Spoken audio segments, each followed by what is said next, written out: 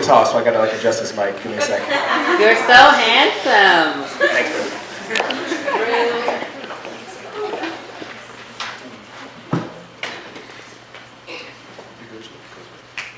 Is everyone doing tonight? You having fun? All right.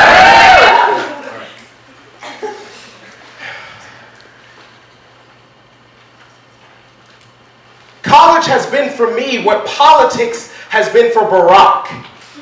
Aging, demoralizing, dehumanizing. I have seen the horrors of racism.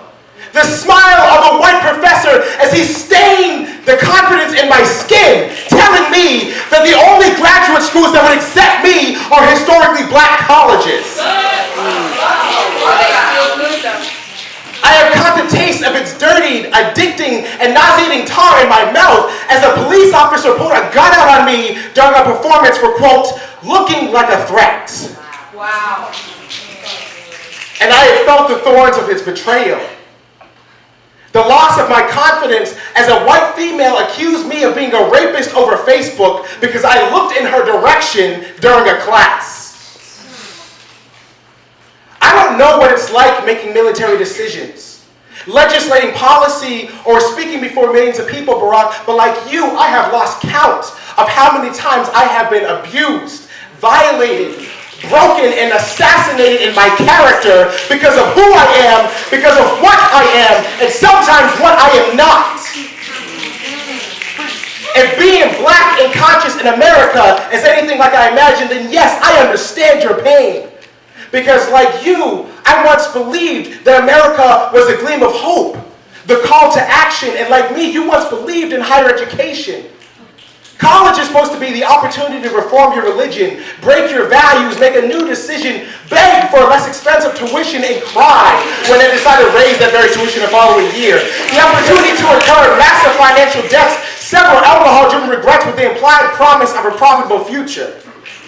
If you end up poor, it's not because our government failed you, but because you didn't work hard enough, aka meritocracy. By this logic, it's my mother's fault that she's been living off food stamps for the past 3 years despite having a doctorate. By this logic, it's my father's fault that we're about to lose our house despite his military service to his country. And by this logic, I am doomed to fail before I even begin because I cannot erase the pigmented wound of oppression within my skin. I am sorry that you have spent 8 years in hell, disrupted by requests for your birth certificate, disrespected by the slurs painted on your white, smooth skin, demoralized by the blatant and clear lack of support from Congress and Senate. I am not a politician, but I am a black man. I understand your pain because, like you, I have been enraged every single day that male and female bodies that very much resemble my own have come in contact with the new Jim Crow down the barrel of a gun. The very same churches that we once believed in now turn their backs to us because we no longer play by the same rules of homophobia. And like you once did, I feel fear every single day that I will end up in the very same prison system that has destroyed the lives of my cousins for crimes they didn't even commit. And so we turn our backs to black culture, and we code switch to survive. Birthed from the African womb, moving over to European culture, we reject her. Because Mother Africa represents the one and absolute truth in this world, that we are the same. Strip away the flesh. Get rid of the first and last name. Look solely at the DNA. And I promise you that for once science will not lie.